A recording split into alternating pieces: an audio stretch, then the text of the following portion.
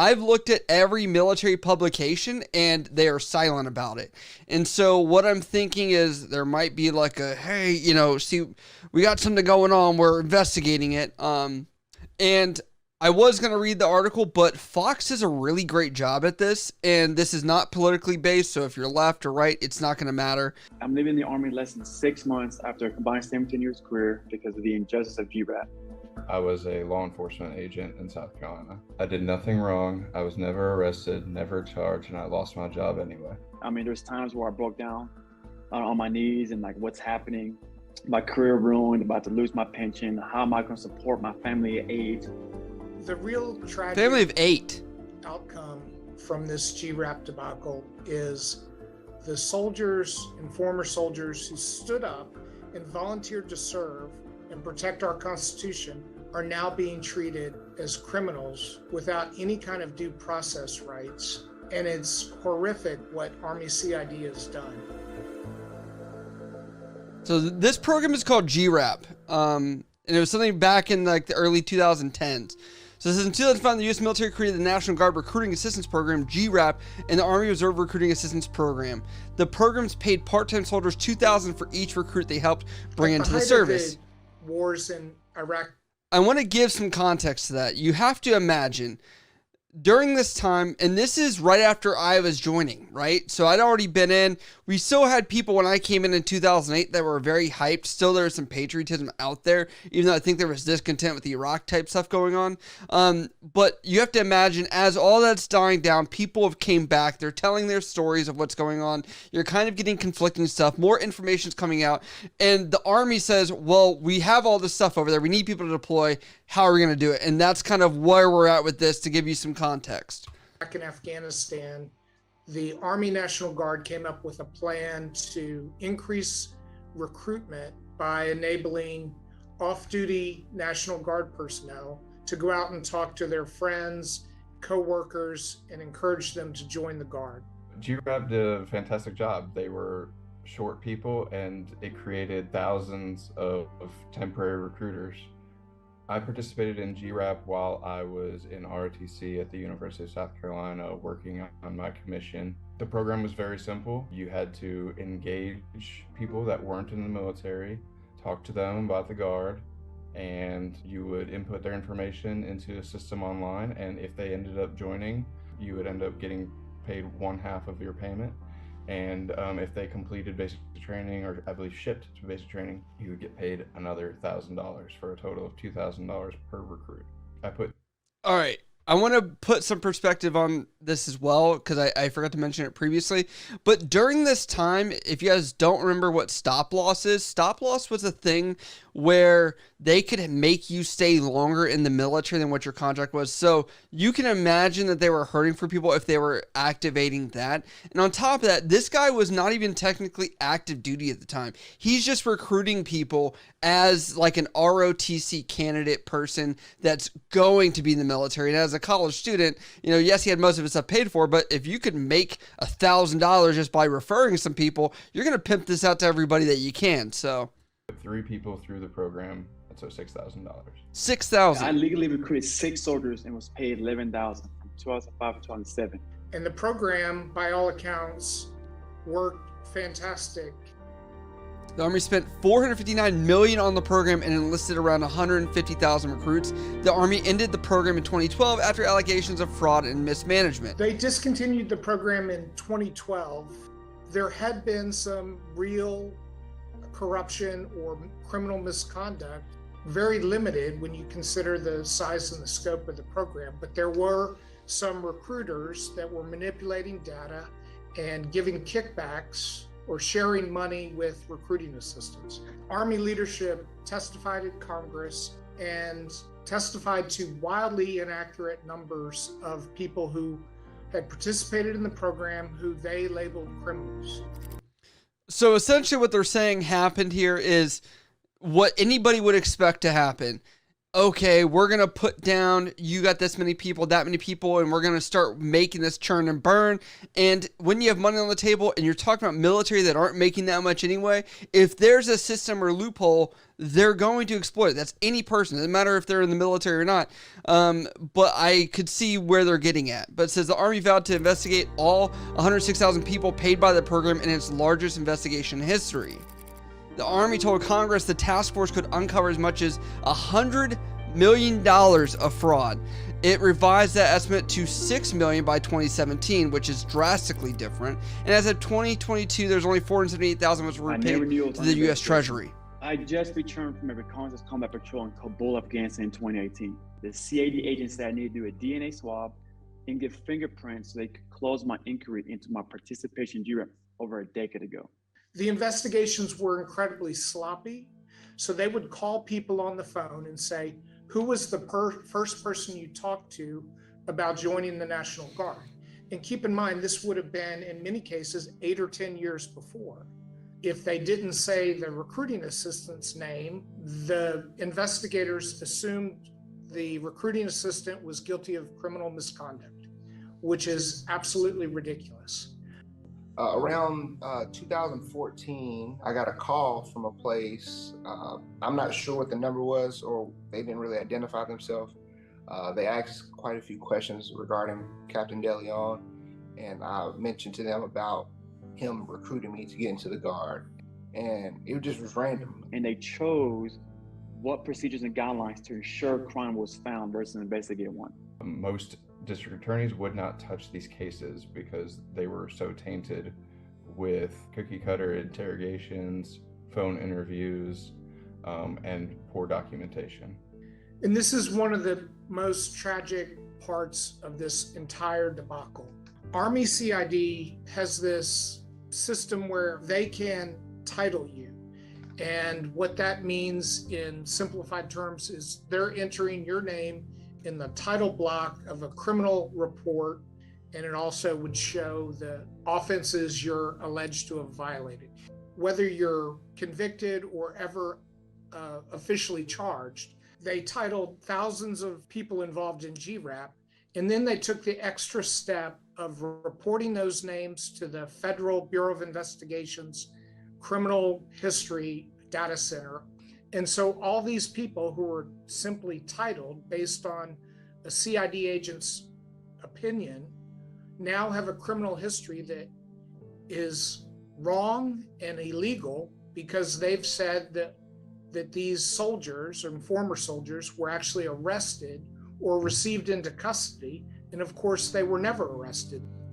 So also I want to add perspective to this, that these guys, some of them were in deployment or on deployment already, and it's like a decade later they're finding out about it and they're being investigated, and they don't really know this is happening until they're put on this list, which is insane to me, because there is no actual due process. You know, it's not like even if they wanted like a background check or whatever, they wouldn't know to put that on there until someone tells them, oh yeah, you were on that list. And as you can see, this is thousands of people. So that's why I titled this, is this a cover-up for military officers that were top ranking at those times or at those levels, and politicians maybe at that point that greenlit this, right? Like this didn't happen in a vacuum echo chamber of any kind. Someone had to have said, green light, yes, funding goes there. And I say that because even for someone to change duty stations from one place to the next takes somebody with a star that high to allow money, that many thousands of dollars, to be executed. So when I look at something like this, I'm like, well, we're blaming soldiers here for this. This seems insane. This seems like, you know, out of a movie, because it's almost like well, we did something. We collected some of that money, Bob, or whoever is mad about it. And when you're talking about, you know, 400,000 versus this arbitrary 100 million, you know, that is a chip in the bucket if they were projecting that. And so I also ask, what was the incentive of them overinflating what this problem was to crush this? Was it because like, hey, we got what we needed and now we're out of it? You know, and one of those things where you have soldiers that are like, you know, I got what I needed and I left and that's pretty much it. You know, will this affect everybody? Probably not. But that one guy wanted to do 20 years, right? And the other guy wanted to be a police officer. You'll get more into that in this video, but misleading arrest record. One of the worst parts of this is that I had no idea. I had no idea that this had occurred, and I found out like about less than 10% even when applying for a concealed weapons charged permit in South Carolina that I had what looks to be a pending charge. The impacts of being titled by Army CID are pretty substantial. If you're still in the military service, at a minimum, you will absolutely have difficulty getting promoted. So I found out in 2019 I was selected for promotion to major. My promotion packet 04. got flagged for fraud investigation. So once you get notified that there's a red flag in your promotion review board, you have 10 days to submit a rebuttal. And then you have 18 months before they make a decision at the Senate. All kinds of bureaucratic hoops, administrative hoops through the Army. I mean, we even have Congress members petitioned on my behalf. And by the time 18 months hit, for me, it was April 1st, it expired. So now I'm forced to remove from the list because they didn't follow the timeline. Now you can't continue to climb the ladder. We've seen many, many cases. And from that perspective, you know, he's sitting here wanting to move up in ranks. So you have to understand that if this was to be rectified in the Army administrative level, they would probably have to go back, backdate pay, backdate, you know, things to correct it if he gets any justice, which you're going to learn he's not even in anymore, which is unfortunate, which really throws you off because if you're an officer and you're not able to promote, it's like, well, you got to get out. It's not as forgiving as the enlisted side, even though there are timelines for that as well. So looking at this guy, you know, he's sitting there obviously with 8 people in his family, and he's sitting here like, oh, I'm going to do the military for 20 years. He was planning on that and had no issues. And what you find interesting about this is you would assume that as he went from 01 to 02, 02 to 03, there would have been some inquiry or something like, oh, this guy's getting promoted. But it's interesting that it would have only been at the 03 to 04 level that this would have kind of raised a flag and said, oh, we got somebody. When in reality, even though those promotions are automatic, I'm also like, I still think the formality of certain things would have occurred, but that's just my thought process. I'm not that, you know, savvy as far as that goes and understanding how the Army promotion, if they do a screening every time.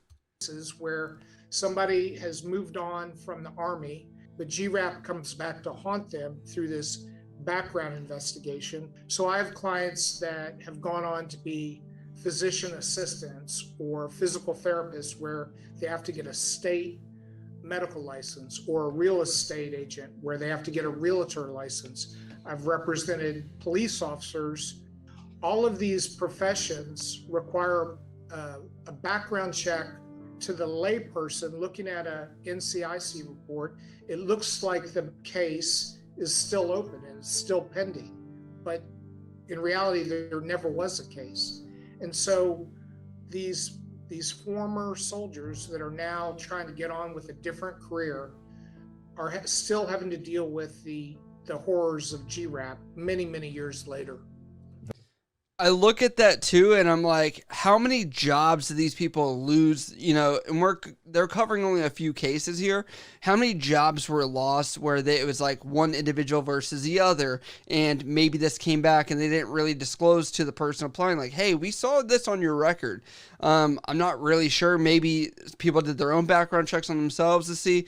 They don't really talk about how people found out, besides the couple that we have here, but I'm sure there's a plethora of stories that are beyond this, which the active duty Army soldier, the one that they were covering, and now this guy that's a police officer, which it's unfortunate because they both kind of end up in the same situation, even though one was active and one was already getting out. So the police department that I was working for when I found out that I was titled, they did work with me. You know, they heard about my situation, and they looked through, you know, the paperwork that they could.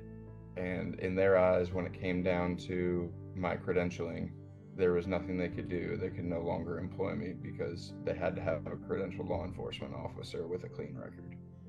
My wife was extremely supportive, and that's all I could have asked for. This was an extremely stressful situation for our entire family. This had me down for a long time mentally. I knew that I had to get out of bed and continue to be a good father and put food on the table and take care of my family. It's very sad. It's very sad. And I saw myself as a lifer on active duty, retired 20 years, just like my father did. But it's a tough pill to swallow. And right now I look fine, but man, every night I can't stop thinking about G-Rap. I can't stop thinking about the others who's going through the same thing. The Army Criminal Investigation Division revealed in July that it would review 880 titles related to G-Rap. Army officials declined to be interviewed for the story, which, to look back at that, there were, I think, almost double that were on this list. So I'm asking in my mind, I'm like, so how do they pick the ones that they would filter that made the cut for 880 here versus what was actually out there? You know, I would love to read this report as it comes out if they release something, or if there's some kind of Freedom of Information Act that one of these outlets can kind of navigate around.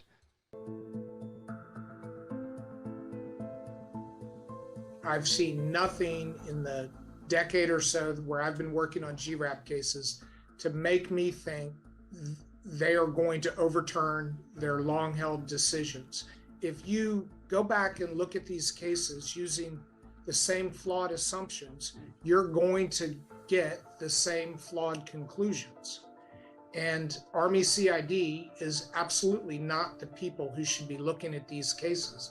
They deserve an independent third-party review by what I would call real professional law enforcement.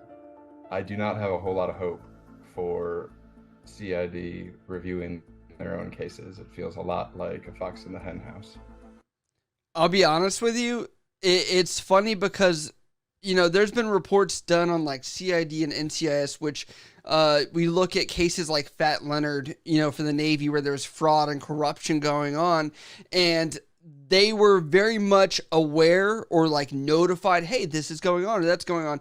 And the issue is they were created out of like to be a third party to find injustice that is being done in the military, as far as not allowing commands that have total control, as they don't have that much legal experience to navigate that. So these things have been created. However, at the same time, you know, these people that are not dealing with crime all the time are probably not going to be the best investigators either, and probably don't have as much of the scope or frequency as you would see from civilian side of this. But the benefit they do have is they understand military culture and can kind of understand the ins and outs of it without as much of a learning curve. So those are the kinds of two things I look at from this. But it has a lot of irony to it. Those of us who choose to serve in the military, put on the uniform, and believe in our rights as Americans, this situation is showing that those of us in the military are not being afforded the rights that we're fighting for. Why does it seem like accountability stops at the Pentagon? There's cowardice in our leadership, period. Simple, point blank. There's cowardice. Not one leader is elected to fight for the innocent soldiers. I wish I hadn't have helped them out. I still love my country. I still love South Carolina Army National Guard, but this isn't worth it. And the way it turned out and the way we were treated and are still treated is terrible. so as far as this looks for me, I am looking, in my opinion, to see essentially like a massive lawsuit. These guys are going to, in my opinion, get a lot of money. Because they're right. Their ability to have any right of representation, any right that, you know, they're going to be able to you know, have due process and all that is just gone. My husband is DEA and they don't have a good opinion about certain investigation agencies. Yeah. And that is very true. And it's like, you're not going to go to a butcher for your vegetables, right? Like, yeah, they might know how to cut, you know, they know how to work knives and stuff and cut them up, but they're not going to know exactly. And so when you see that, I'm just baffled. I want to go on to this point that I would love to, hear what you guys have to say. My theory on this situation is, have you guys ever noticed, and they mentioned about the Pentagon, they mentioned about political officials, they mentioned that. Have you ever noticed that the military are never brought up when it's a time of political campaigns that are running at times where there are things that are needed to be fixed, where people have influence on this. And overall, we never see that. It's only when something bad has happened, for example, the National Guard end up over in Washington, D.C., staying inside of a cold parking garage without any heat for how many hours. And so then every politician jumps on that. Then every agency is looking to do something. Then the leadership is engaged. Then we finally do something. But it's sad because these guys are having to go to the media to get any recourse. They've already gone to their congressman, which is what they're supposed to do, and nothing has moved. So what is going to push the accountability? Because like I said, who wanted to cover this stuff or cover their ass? Who wanted to make sure that they look good, right? And for the person above them, was that army leadership? Was that political leadership? Was that to appease the FBI because they're the ones that were taking the information? I mean, I look at that situation too, and I'm like, was the FBI like, hey, this is illegal? And they're like, we'll give you all the names and the data, just put them down. You know what I mean? And that be it. I would love to see this information.